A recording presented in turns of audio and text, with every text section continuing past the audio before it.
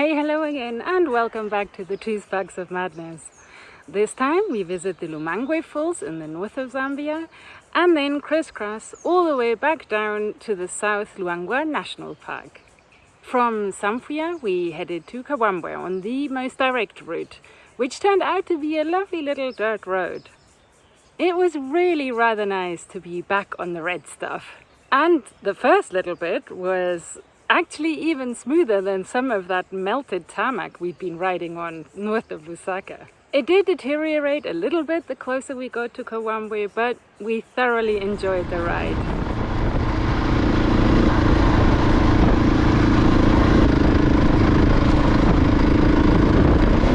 On a Zambian roadside stop, you can expect to do quite a lot of your weekly shop. You can buy anything from live chickens, onions and tomatoes, and fruit and other vegetables and pulses, and also the charcoal that you need to cook it with. But not everyone was so super happy to see us. These kids here were actually rather afraid of these two strange people that all of a sudden turned up in a lay-by near their village. And one little girl even burst out into tears at the sight of us. We took the back roads out of Kawambwe, heading north towards the Lumangwe Falls on the D19. This road was freshly prepared and actually sort of still under construction, but there were no road closure signs, and I didn't cotton on right away that these mounds of earth were actually indicating that we were not supposed to be riding here. Other pedestrians and cyclists and motorcyclists were using the road, and since it wasn't really much of a problem to get over the earth mounds, we just followed the sat-nav and continued on the road. That is until I accidentally jumped an irrigation ditch that hadn't been filled with dirt yet. It was a really exciting moment. Sorry, no footage of that one, and I wasn't going to do that a second time.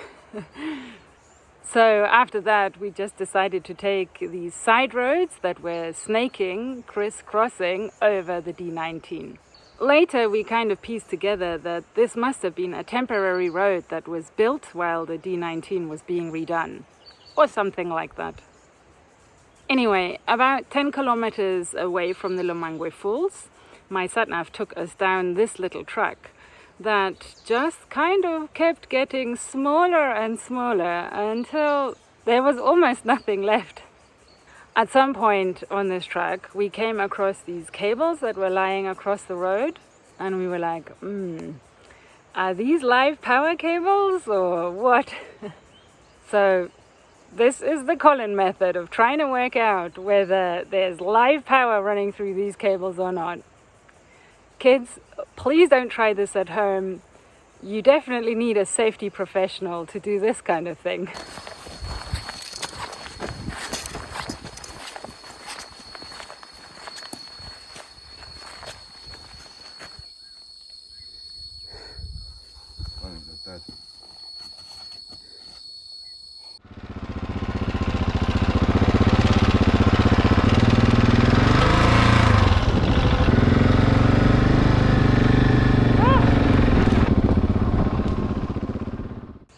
Well, eventually we did manage to get to the Lumangwe Falls, where we were the only visitors that day.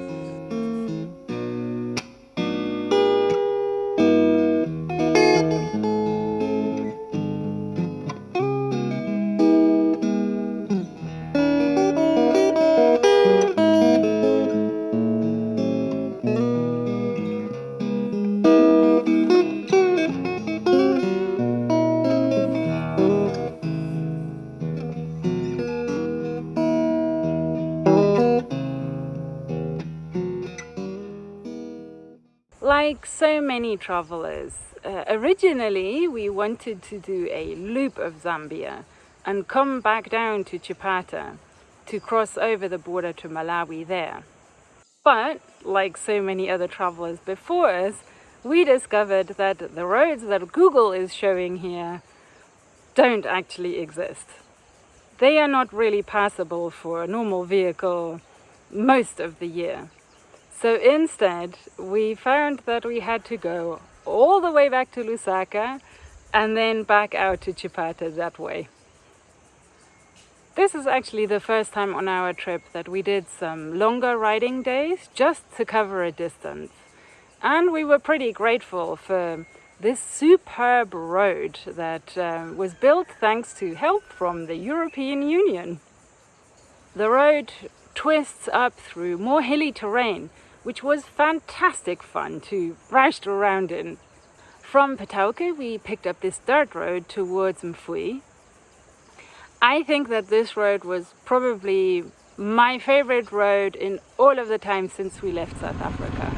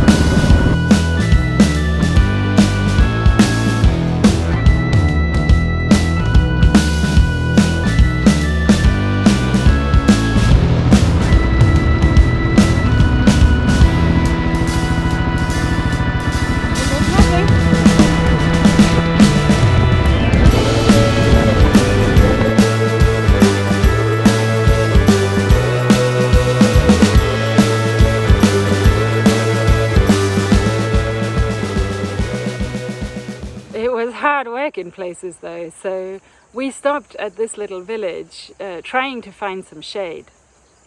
At first there was actually nobody here, but in about 2 minutes it looked like the entire village had gathered to look at these strange people that had arrived.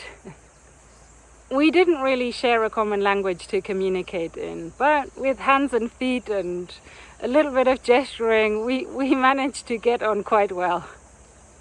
This road had actually been recommended to us by Steve and Anna, a British couple who run a wildlife conservation trust called Chipimbele. After we managed to just about sneak past this elephant, we went to visit Chipimbele.